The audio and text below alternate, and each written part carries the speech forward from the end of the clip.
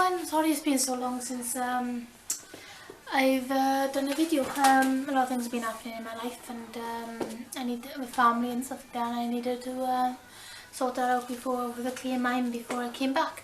I wanted to talk to you about my religion today. So a little bit, I am Hellenic Polytheist, and I wanted to talk about that and some simple terms and some of the pillars of knowledge and stuff like that. Right.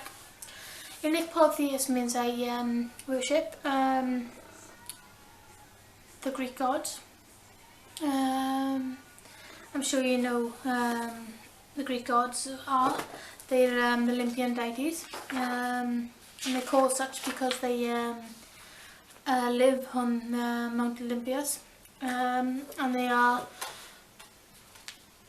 the primary deities honoured within Hellenic. Right.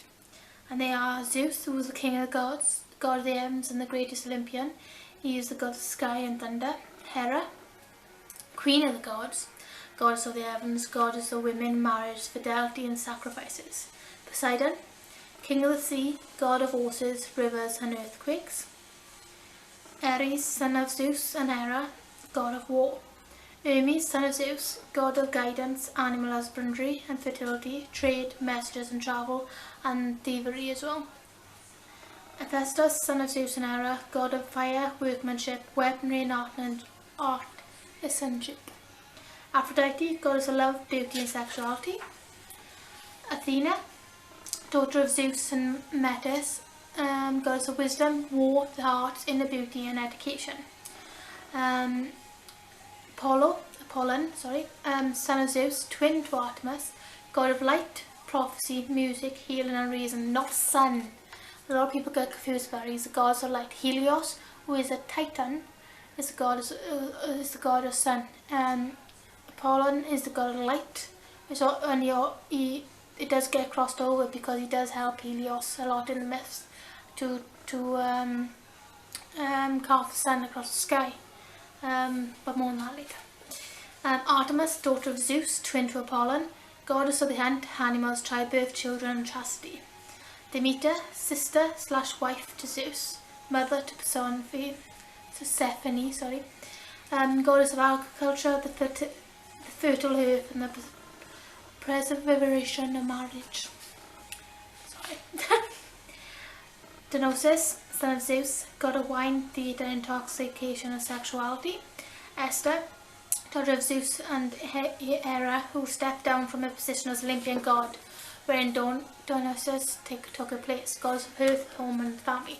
That's why when people say that the 12 Olympians, they always mention 13 gods, because at different points Esther was the 12th. And she's very important in Hellenic Polytheism. And she's the first person you sacrifice to, and the last person you sacrifice to. Dionysus was born a lot later,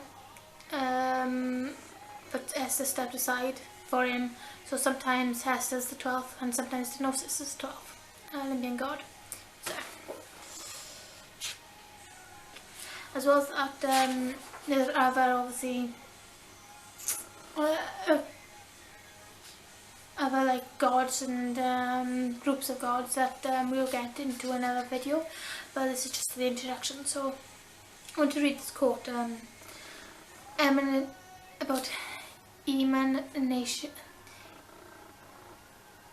E-M-A-N-A-T-I-O-N-I-S-M. Right. The belief that everything forms through a repeated process of emanation, which links back to a self-created divine source. It is essentially birth.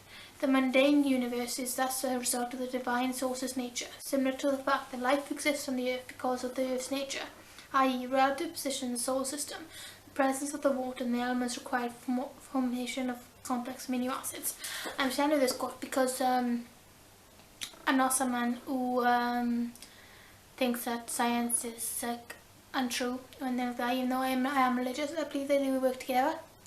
And we have evolved from molecules or whatever that the gods placed you, if you get what I mean. So it's a link, and I believe that everything happens for a reason, and fate and stuff like that as well.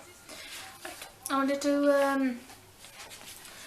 to talk about, because I read a post on Tumblr, it was ages ago, about how we don't have pillars of faith as the Abrahamic religions do, and that is so wrong. It is unbelievable. Not only do we have 147 deathic maxims which show us how to live a good and philosophical life, we also have pillars of Hellenic Polytheism, which I'll show you now. Charis, Kharis, which is creating beautiful relationships with the theoi, which is the gods. Meteorites, Metriotes, everything in moderation. Sophia, Sophia,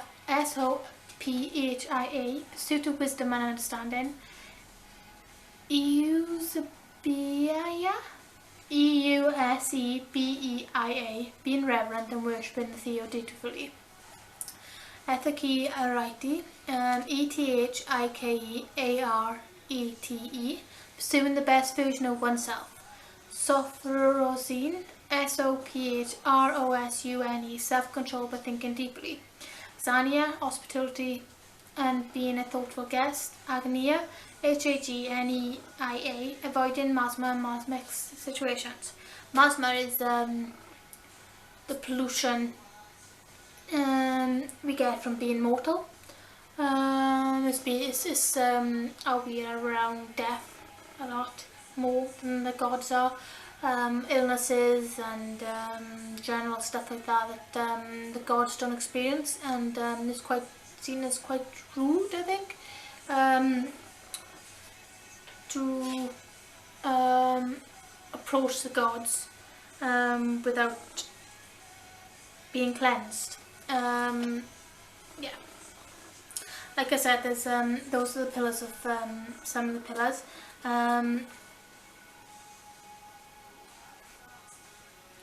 And obviously we've got Delphic Marxisms or theorisms, said to have been given by the Greek god Apollon, Apollon's oracle of Delphi. Some are said to have been attributed to the 7 sages of Greece. The most famous one is perhaps Know Thyself, which is carved into Apollo's temple at Delphi. Now these are 147 statements, I suppose. I'll show you some now. Obviously the first one is follow God. Worship the gods, respect your parents, think as a mortal,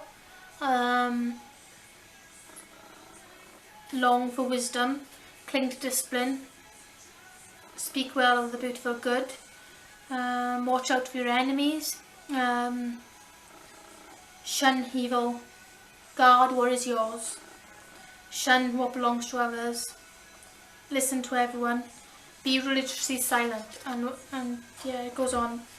147 statements. There's also a bit of varied translation wise, and there's additional lines. Yeah, instead of number 4, respect your parents, someone else's translated is obey the virtuous.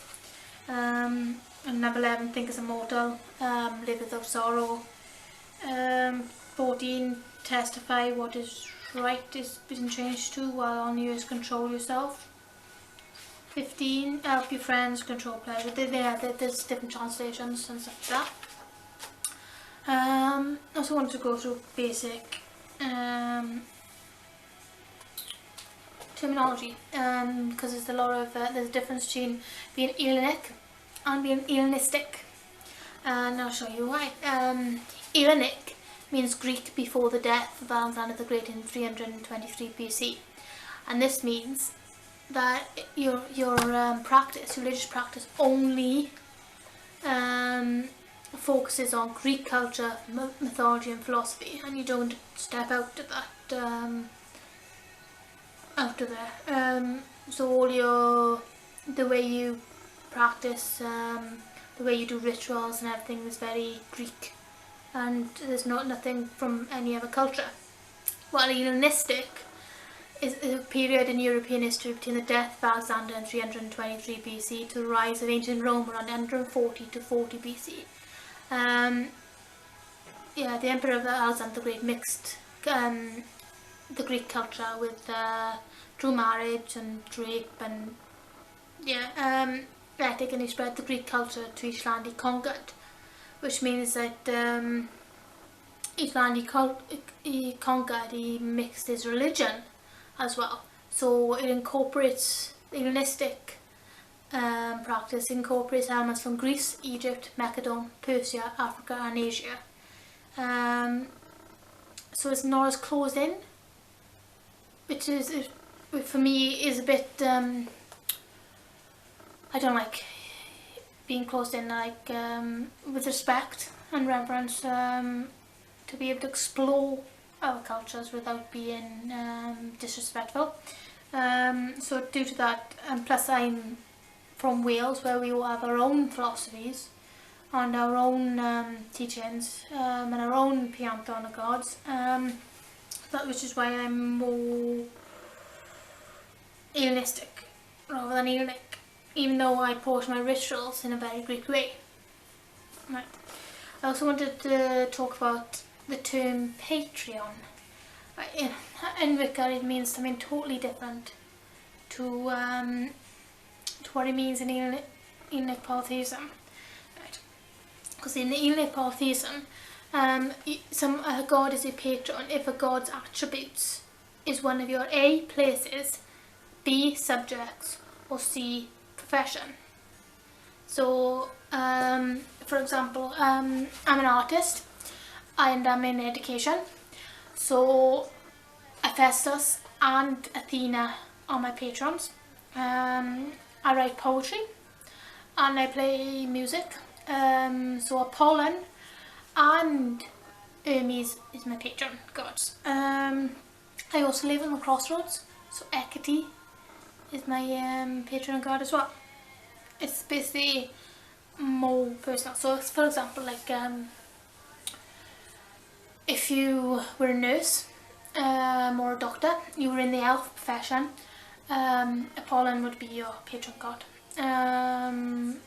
If you worked within funeral services and that sort of career, then Hades would be your patron god.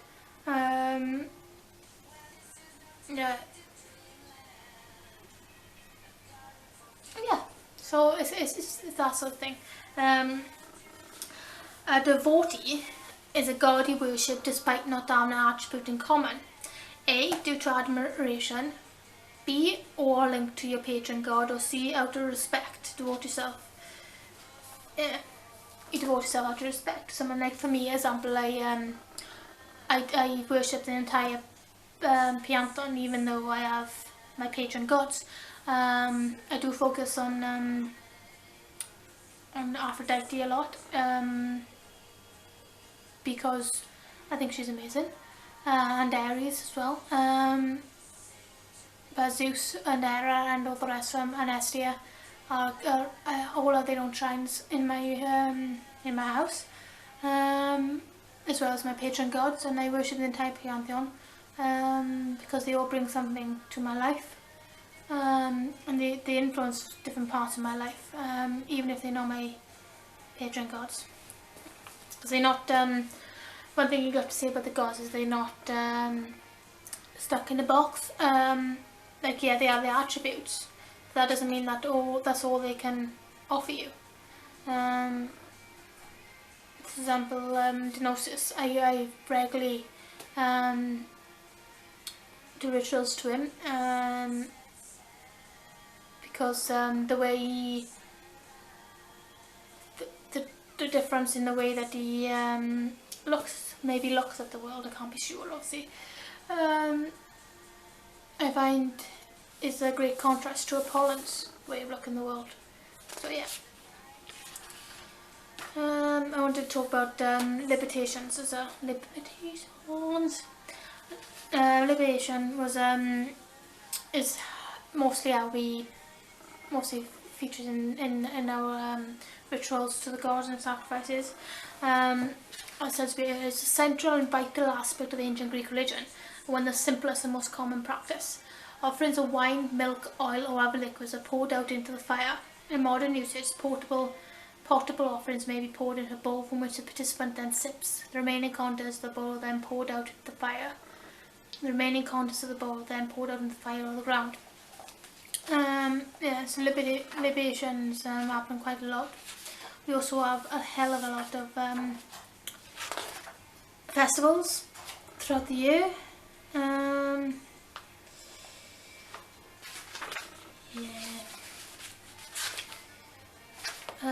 also members of the Elion on which I put the site down below, which is a site all about Hellenic Polytheism, and like a group of people who regularly worship the same religion as me. Members of the Elion on the second Saturday of each month, but to pour libation to one of the Olympians on the same day from wherever they may be, with the whomever may join them around the world. So it's a way of joining everyone who worships Hellenic Polytheism together. So on the second Saturday of each month, in January they pour a libation to Hera. Second Saturday of February they pour a libation to Aphrodite, and then March is Hephaestus, April Artemis, May Apollon, June Zeus, July Athena, August Hermes, September Demeter and Persephone, October Poseidon, November Ares and December Dionysus. So yeah, I'll show you what the festivals are like as well.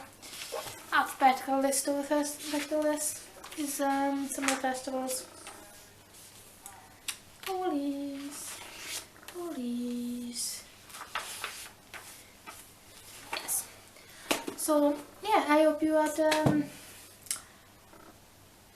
a little bit of a glimpse, enjoy this glimpse into my religion. I'll be talking more about it at another time.